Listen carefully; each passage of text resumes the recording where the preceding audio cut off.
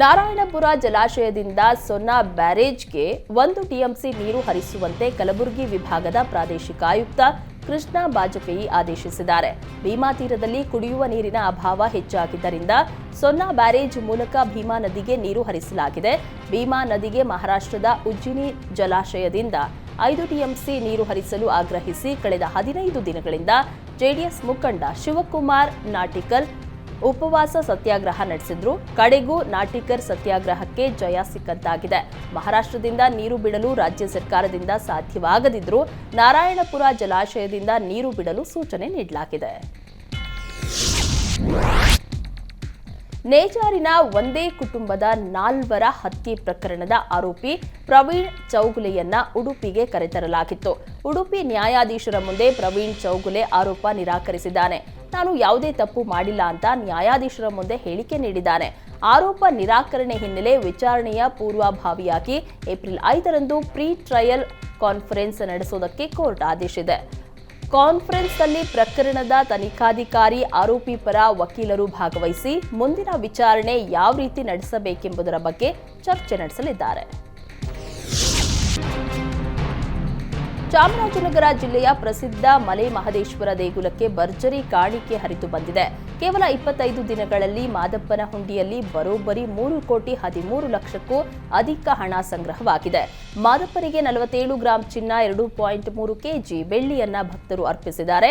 ಇತಿಹಾಸದಲ್ಲಿ ಮೊದಲ ಬಾರಿಗೆ ಕಡಿಮೆ ಅವಧಿಯಲ್ಲಿ ದಾಖಲೆಯ ಹಣ ಸಂಗ್ರಹ ಆಗಿದೆ. ಚಿಕ್ಕಮಗಳೂರಿನಲ್ಲಿ ಸ್ಕೂಟಿ ಬೊಲೆರೋ ಮಧ್ಯೆ ಡಿಕ್ಕಿ ಸಂಭವಿಸಿದೆ. ಸ್ಕೂಟಿಯಲ್ಲಿ ತೆರಳುತ್ತಾ ಇದ್ದ ದಂಪತಿ ಮೃತಪಟ್ಟಿದ್ದಾರೆ. ಅಜ್ಜಂಪುರ ತಾಲೂಕಿನ ಹಿರೇಕಾನವಂಗಲ ಗ್ರಾಮದಲ್ಲಿ ಈ ಘಟನೆ ನಡೆದಿದೆ. ಸಿದ್ದಾಪುರ ಗ್ರಾಮದ ಅರ್ಜುನ್ ಹಾಗೂ ಶ್ವೇತಾ ಮೃತ ದುರ್ದೈವಿಗಳು. ಹಿರೇಕಾನವಂಗಲ ಬಳಿ ಅರ್ಜುನ್ ಹಾಗೂ ಶ್ವೇತಾ ಸ್ಕೂಟಿಯಲ್ಲಿ ತೆರಳುತ್ತಾ ಇದ್ರು. ಈ ವೇಳೆ ಯಮ ಸ್ವರೂಪಿಯಂತೆ ಬಂದ ಬೊಲೆರೋ ಡಿಕ್ಕಿ ಹೊಡೆದಿದೆ. ಬೊಲೆರೋ ಡಿಕ್ಕಿ ರಭಸಕ್ಕೆ ದಂಪತಿ ಸ್ಥಳದಲ್ಲೇ ಸಾವಿಗೀಡಾಗಿದ್ದಾರೆ. ಬೊಲೆರೋ ಚಾಲಕನ ಅತಿ ವೇಗದ ಚಾಲನೆಯೇ ಅಪಘಾತಕ್ಕೆ ಕಾರಣ ಎನ್ನಲಾಗ್ತಾ ಇದೆ. ಘಟನಾ ಸ್ಥಳಕ್ಕೆ ಅಜ್ಜಂಪುರ ಪೊಲೀಸರು ಭೇಟಿ ನೀಡಿ ಪರಿಶೀಲನೆ ನಡೆಸಿದ್ದಾರೆ. ಮದುವೆ ಆಗುವುದಾಗಿ ನಂಬಿಸಿ ವ್ಯಕ್ತಿಯೋರ್ವ ವಿಶೇಷ ಚೇತನ ಯುವತಿಗೆ ವಂಚಿಸಿದ್ದಾನೆ. ಬೆಂಗಳೂರಿನ ಸಂಜಯನಗರ ಠಾಣೆ ವ್ಯಾಪ್ತಿಯಲ್ಲಿ ಈ ಘಟನೆ ನಡೆದಿದೆ. ವಂಚನೆ ಸಂಬಂಧ ಸುರೇಂದ್ರ ಮೂರ್ತಿ ಎಂಬಾತನ ವಿರುದ್ಧ ವಿಶೇಷ ಚೇತನ ಯುವತಿ ದೂರನ್ನ ದಾಖಲಿಸಿದ್ದಾಳೆ. ಮೊದಲು ಯುವತಿಯೊಂದಿಗೆ ಸ್ನೇಹ ಬೆಳೆಸಿದ್ದ ಆರೋಪಿ ಸುರೇಂದ್ರ ಮದುವೆ ಆಗೋದಾಗಿ ನಂಬಿಸಿ ಹಣ ಪಡೆದಿದ್ದಂತೆ. ಜೊತೆಗೆ ಲೈಂಗಿಕವಾಗಿಯೂ ಬಳಸಿಕೊಂಡಿರುವ ಆರೋಪ ಕೇಳಿಬಂದಿದೆ. ಸದ್ಯ ಪ್ರಕರಣ ದಾಖಲಿಸಿಕೊಂಡಿರುವ ಸಂಜಯನಗರ ಠಾಣೆ ಪೊಲೀಸರು ಆರೋಪಿ ಪತ್ತೆಗಾಗಿ ಬಲೆ ಬೀಸಿದ್ದಾರೆ. ಲೋಕಸಭೆ ಚುನಾವಣೆ ಹತ್ತಿರ ಆಗ್ತಾ ಇದ್ದಂತೆ ಸಿಲಿಕಾನ್ ಸಿಟಿ ಪೊಲೀಸರು ಫುಲ್ ಅಲರ್ಟ್ ಆಗಿದ್ದಾರೆ. ರೌಡಿ ಶೀಟರ್ಗಳ ಮನೆ ಮೇಲೆ ದಾಳಿ ನಡೆಸಿ ಪರಿಶೀಲನೆ ನಡೆಸಿದ್ದಾರೆ. ಉತ್ತರ ವಿಭಾಗ ಡಿಸಿಪಿ ಸೈದುಲ್ಲಾ ಅದಾವತ್ ನೇತೃತ್ವದಲ್ಲಿ ಸುಮಾರು 290ಕ್ಕೂ ಹೆಚ್ಚು ರೌಡಿ ಶೀಟರ್ಗಳ ಮನೆ ಮೇಲೆ ರೇಡ್ ಮಾಡಿ ಶೋಧ ನಡೆಸಲಾಗಿದೆ. ರೌಡಿ ಚಟುವಟಿಕೆ, ಅಪರಾಧ ಕೃತ್ಯದಲ್ಲಿ ತೊಡಗಿಸಿಕೊಂಡವರಿಗೆ ಎಲೆಕ್ಷನ್ ಸಮಯದಲ್ಲಿ ಬಾಲ ಬಿಚ್ಚದಂತೆ ವಾರ್ನಿಂಗ್ ಕೊಡಲಾಗಿದೆ. ಯಾವುದೇ ಅಭ್ಯರ್ಥಿ ಪರ ವೋಟ್ ಹಾಕುವಂತೆ ಬೆದರಿಕೆ ಹಾಕಿದ್ರೆ ಒದ್ದು ಒಳಗೆ ಹಾಕೋದಾಗಿ ಎಚ್ಚರಿಸಲಾಗಿದೆ. ನಿರ್ಮಾಣ ಹಂತದಲ್ಲಿದ್ದ ಸೇತುವೆಯ ಸ್ಲ್ಯಾಬ್ ಕುಸಿದಿರುವ ಘಟನೆ ಕುಮಟಾದ ಹೆಗಡೆಯ ತಾರಿಬಾಗಿಲಿನಲ್ಲಿ ನಡೆದಿದೆ. ಉತ್ತರ ಕನ್ನಡ ಜಿಲ್ಲೆಯ ಕುಮಟಾ ತಾಲೂಕಿನ ಅಘನಾಶಿನಿ ನದಿಗೆ ಅಡ್ಡಲಾಗಿ ನಿರ್ಮಿಸಲಾಗ್ತಾ ಇದ್ದ ಹೆಗಡೆ ಮತ್ತು ಮಿರ್ಜಾನ್ ಸಂಪರ್ಕಿಸುವ ಸೇತುವೆಯ ಸ್ಲ್ಯಾಬ್ಗಳು ಕುಸಿದು ಬಿದ್ದಿದೆ. ನಿರ್ಮಾಣ ಹಂತದ ಸೇತುವೆ ಕೆಳಗೆ ಟ್ರಕ್ ಹೋಗುವಾಗ ಸೇತುವೆಯ ಸ್ಲ್ಯಾಬ್ ಕುಸಿದಿದೆ. ಸ್ಲ್ಯಾಬ್ ಕುಸಿದು ಸೇತುವೆ ಕೆಳಗಿದ್ದ ಟ್ರಕ್ ಜಖಮಾಗಿದ್ದು, ಅದೃಷ್ಟವಶಾತ್ ಯಾವುದೇ ಪ್ರಾಣ ಹಾನಿ ಆಗಿಲ್ಲ. ಕಳಪೆ ಕಾಮಗಾರಿಯಿಂದ ಸ್ಲ್ಯಾಬ್ ಕುಸಿದಿದೆ ಎಂದು ಗ್ರಾಮಸ್ಥರು ಗುತ್ತಿಗೆದಾರರ ವಿರುದ್ಧ ಆಕ್ರೋಶ ವ್ಯಕ್ತಪಡಿಸಿದ್ದಾರೆ.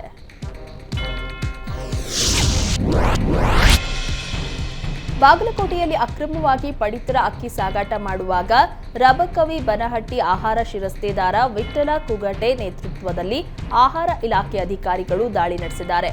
1,31,000 ಮೌಲ್ಯದ 3,800 ಕೆಜಿ ಪಡಿತರ ಅಕ್ಕಿಯನ್ನ ಜಪ್ತಿ ಮಾಡಲಾಗಿದೆ. ಅಕ್ಕಿ ಸಾಗಾಟ ಮಾಡ್ತಾ ಇದ್ದ ಗೂಡ್ಸ್ ವಾಹನವನ್ನ ವಶಕ್ಕೆ ಪಡೆದಿದ್ದಾರೆ.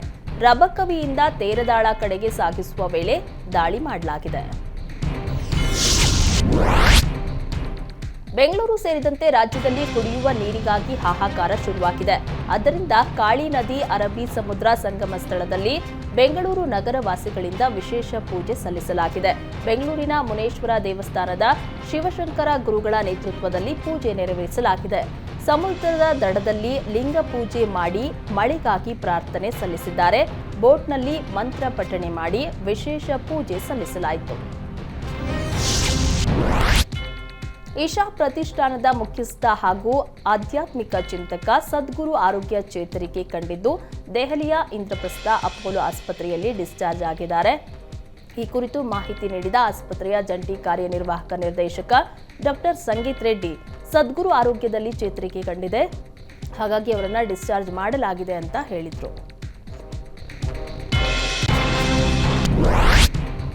ಮದ್ಯ ಲೈಸೆನ್ಸ್ ಹಗರಣದಲ್ಲಿ ತಮ್ಮ ಬಂಧನ ಪ್ರಶ್ನಿಸಿದ್ದ ಕೇಜ್ರಿವಾಲ್ ಅರ್ಜಿಯ ತೀರ್ಪು ಏಪ್ರಿಲ್ 3ರಂದು ಹೊರಬೀಳಲಿದೆ. ಕೂಡಲೇ ತಮ್ಮನ್ನ ಬಿಡುಗಡೆ ಮಾಡುವಂತೆ ಕೇಜ್ರಿವಾಲ್ ಸಲ್ಲಿಸಿದ್ದ ಅರ್ಜಿಯನ್ನ ದೆಹಲಿ ಹೈಕೋರ್ಟ್ ನಿರಾಕರಿಸಿದೆ. ಜೊತೆಗೆ ಇಡಿ ಅಧಿಕಾರಿಗಳಿಂದ ವಿವರಣೆ ಕೇಳಿ ಏಪ್ರಿಲ್ 3ರಂದು ಅಂತಿಮ ವಿಚಾರಣೆ ನಿಗದಿಪಡಿಸಿದೆ. ಕೇಜ್ರಿವಾಲ್ ಸಲ್ಲಿಸಿದ್ದ ಅರ್ಜಿ ವಿಚಾರಣೆ ನಡೆಸಿದ ಹೈಕೋರ್ಟ್ ಬಂಧನದ ಬಗ್ಗೆ ಇಡಿ ಅಧಿಕಾರಿಗಳು ಏಪ್ರಿಲ್ 2ರ ಒಳಗೆ ಉತ್ತರ ನೀಡುವಂತೆ ಸೂಚನೆ ನೀಡಿದೆ. ಏಪ್ರಿಲ್ 3ರಂದು ಅಂತಿಮ ವಿಚಾರಣೆ ನಡೆಸಲಿದ್ದು ಅಂದೇ ಪ್ರಕರಣವನ್ನ ಇತ್ಯರ್ಥ ಮಾಡುವುದಾಗಿ ಹೇಳಿದೆ. ಇನ್ನು ಕೇಜ್ರಿವಾಲ್ ಬಂಧನ ಕುರಿತು ಖ್ಯಾತಿ ತೆಗೆದಿದ್ದ ಅಮೆರಿಕವನ್ನ ಭಾರತ ತರಾಟೆಗೆ ತೆಗೆದುಕೊಂಡಿದ್ದು ನಮ್ಮ ಸಾರ್ವಭೌಮತೆಯನ್ನ ಗೌರವಿಸಿ ಎಂದಿದೆ. ಎರಡು ಪ್ರಜಾಪ್ರಭುತ್ವ ದೇಶಗಳು ಒಬ್ಬರನ್ನೊಬ್ಬರು ಗೌರವಿಸದಿದ್ರೆ ಅನಾರೋಗ್ಯಕರ ಸಂಪ್ರದಾಯಕ್ಕೆ ಎಡೆ ಮಾಡಿಕೊಟ್ಟಂತಾಗುತ್ತದೆ ಅಂತ ಚಾಟಿ ಬೀಸಿದೆ. ಜಮ್ಮು ಮತ್ತು ಕಾಶ್ಮೀರದಲ್ಲಿ ಸಶಸ್ತ್ರ ಪಡೆಗಳ ವಿಶೇಷ ಅಧಿಕಾರವನ್ನ ಹಿಂತೆಗೆದುಕೊಳ್ಳಲು ಕೇಂದ್ರ ಸರ್ಕಾರ ಯೋಚಿಸ್ತಾ ಇದೆ ಎಂದು ಕೇಂದ್ರ ಗೃಹ ಸಚಿವ ಅಮಿತ್ ಶಾ ಹೇಳಿದ್ದಾರೆ. ಸಂದರ್ಶನವೊಂದರಲ್ಲಿ ಮಾತನಾಡಿದ ಅವರು, ಕೇಂದ್ರಾಡಳಿತ ಪ್ರದೇಶಗಳಲ್ಲಿನ ಸೈನ್ಯವನ್ನ ಹಿಂತೆಗೆದುಕೊಳ್ಳಲು ಚಿಂತಿಸಲಾಗ್ತಾ ಇದೆ. ಕಣಿವೆ ರಾಜ್ಯದ ಕಾನೂನು ಸುವ್ಯವಸ್ಥೆ ಕಾಪಾಡಲು ಸ್ಥಳೀಯ ಪೊಲೀಸರಿಗೆ ಉಸ್ತುವಾರಿ ವಹಿಸೋದಕ್ಕೆ ಚಿಂತನೆ ಮಾಡಲಾಗ್ತಾ ಇದೆ ಎಂದರು. ಕೋಲ್ಕತ್ತಾದ ನೇತಾಜಿ ಸುಭಾಷ್ ಚಂದ್ರ ಬೋಸ್ ಏರ್ಪೋರ್ಟ್ನಲ್ಲಿ 2 ವಿಮಾನಗಳು ಪರಸ್ಪರ ಡಿಕ್ಕಿ ಹೊಡೆದುಕೊಂಡಿವೆ. ಟೇಕ್ ಆಫ್ ಆಗುವ ವೇಳೆ ದರ್ಭಾಂಗಕ್ಕೆ ಹೊರಟಿದ್ದ ಇಂಡಿಗೋ ವಿಮಾನ ರನ್ವೇಯಲ್ಲಿ ನಿಂತಿದ್ದ ಏರ್ ಇಂಡಿಯಾ ವಿಮಾನಕ್ಕೆ ಡಿಕ್ಕಿ ಹೊಡೆದಿದೆ. ಘಟನೆಯಲ್ಲಿ 2 ವಿಮಾನಗಳ ರೆಕ್ಕೆಗಳು ತುಂಡಾಗಿವೆ. ಅದೃಷ್ಟವಶಾತ್ 2 ವಿಮಾನದಲ್ಲಿದ್ದ ಎಲ್ಲ 294 ಪ್ರಯಾಣಿಕರು ಪ್ರಾಣಾಪಾಯದಿಂದ ಪಾರಾಗಿದ್ದಾರೆ. ಘಟನೆ ಬಗ್ಗೆ ಸೂಕ್ತ ತನಿಖೆಗೆ ನಾಗರಿಕ ವಿಮಾನಯಾನ ಸಚಿವಾಲಯ ಆದೇಶಿಸಿದೆ. 500 ರೂಪಾಯಿಗಳ ನೋಟಿನ ರಾಶಿ ಮೇಲೆ ರಾಜಕಾರಣಿಯೊಬ್ಬ ಮಲಗಿರುವ ದೃಶ್ಯ ಸೋಷಿಯಲ್ ಮೀಡಿಯಾದಲ್ಲಿ ವೈರಲ್ ಆಗಿದೆ. ಅಸ್ಸಾಂನ ಬೋಡೋಲ್ಯಾಂಡ್ ಪಕ್ಷದ ನಾಯಕನಾದ ಬೆಂಜಮಿನ್ ಹಣದ ರಾಶಿಯ ಮೇಲೆ ಮಲಗಿ ಫೋಟೋಶೂಟ್ ಮಾಡಿಸಿ ಇಂಟರ್ನೆಟ್ನಲ್ಲಿ ಹರಿಬಿಟ್ಟಿದ್ದಾರೆ.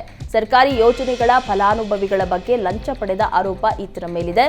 ಇನ್ನು ಬೆಂಜಮಿನ್ನ ಫೋಟೋಗಳು ವೈರಲ್ ಆಗ್ತಾ ಇದ್ದಂತೆ ಪಕ್ಷದಿಂದ ಉಚ್ಚಾಟನೆ ಮಾಡಿ ಬೋಡೋಲ್ಯಾಂಡ್ ಪಕ್ಷ ಆದೇಶಿಸಿದೆ. ಲೋಕಸಭೆಯಲ್ಲಿ ಪ್ರಶ್ನೆ ಕೇಳಲು ಲಂಚ ತೆಗೆದುಕೊಂಡ ಪ್ರಕರಣದಲ್ಲಿ ಟಿಎಂಸಿ ಮಾಜಿ ಸಂಸದೆ ಮಹುವಾ ಮೊಯಿತ್ರಾಗೆ ಇಡಿ ಸಮನ್ಸ್ ಜಾರಿ ಮಾಡಿದೆ. ಪ್ರಕರಣದಲ್ಲಿ ದುಬೈನಿಂದ ಹಣಕಾಸು ವಹಿವಾಟು ನಡೆದಿದೆ ಎಂಬ ಆರೋಪ ಕೇಳಿಬಂದಿತ್ತು. ಹೀಗಾಗಿ ಮಹುವಾ ವಿರುದ್ಧ ವಿದೇಶಿ ವಿನಿಮಯ ಉಲ್ಲಂಘನೆ ಕೇಸ್ ದಾಖಲಾಗಿತ್ತು. ಮೊದಲು ನೀಡಿದ್ದ 2 ಸಮನ್ಸ್ಗಳಿಗೆ ಮಹುವಾ ಗೈರಾಗಿದ್ದರು. ಕಳೆದ ಶನಿವಾರವಷ್ಟೇ ಮಹುವಾಗೆ ಸಂಬಂಧಿಸಿದ ಸ್ಥಳಗಳ ಮೇಲೆ ಇಡಿ ದಾಳಿ ನಡೆಸಿತ್ತು. ಈಗ ವಿಚಾರಣೆಗೆ ಹಾಜರಾಗುವಂತೆ ಮಹುವಾಗೆ ಇಡಿ ಮತ್ತೊಂದು ಸಮನ್ಸ್ ಜಾರಿ ಮಾಡಿದೆ. ಖಾಸಗಿ ಲಾಜಿಸ್ಟಿಕ್ ಕಂಪನಿಯೊಂದರ ಮೇಲೆ ಇಡಿ ದಾಳಿ ವೇಳೆ ವಾಷಿಂಗ್ ಮಷಿನ್ನಲ್ಲಿ ಹಣ ಬಚ್ಚಿಡುವುದು ಪತ್ತೆಯಾಗಿದೆ. ದೆಹಲಿಯ ಕ್ಯಾಪ್ರಿಕಾರ್ನಿಯನ್ ಶಿಪ್ಪಿಂಗ್ ಮತ್ತು ಲಾಜಿಸ್ಟಿಕ್ ಸಂಸ್ಥೆಗೆ ಸಂಬಂಧಿಸಿದ ಸ್ಥಳಗಳ ಮೇಲೆ ಇಡಿ ರೇಡ್ ಮಾಡಿತ್ತು. ಶೋಧ ಕಾರ್ಯ ವೇಳೆ ವಾಷಿಂಗ್ ಮಷಿನ್ನಲ್ಲಿ 2,54,00,000 ಅಕ್ರಮ ಹಣ ಬಚ್ಚಿಟ್ಟಿರುವುದು ಬಯಲಾಗಿದೆ.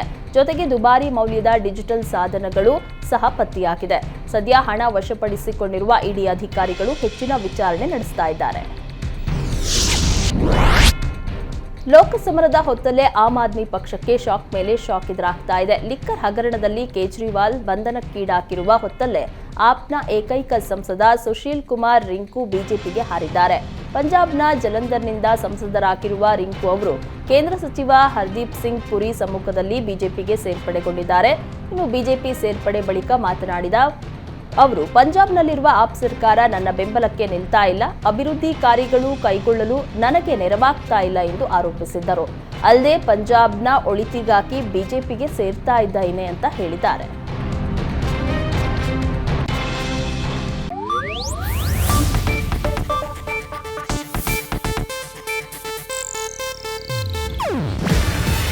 ಇದು ಏಷ್ಯಾನೆಟ್ ನ್ಯೂಸ್ ನೆಟ್ವರ್ಕ್ ಪ್ರಸ್ತುತಿ. ನೀವು ನೋಡ್ತಿದ್ದೀರಾ ಏಷ್ಯಾ ನೆಟ್ ಸುವರ್ಣ ನ್ಯೂಸ್.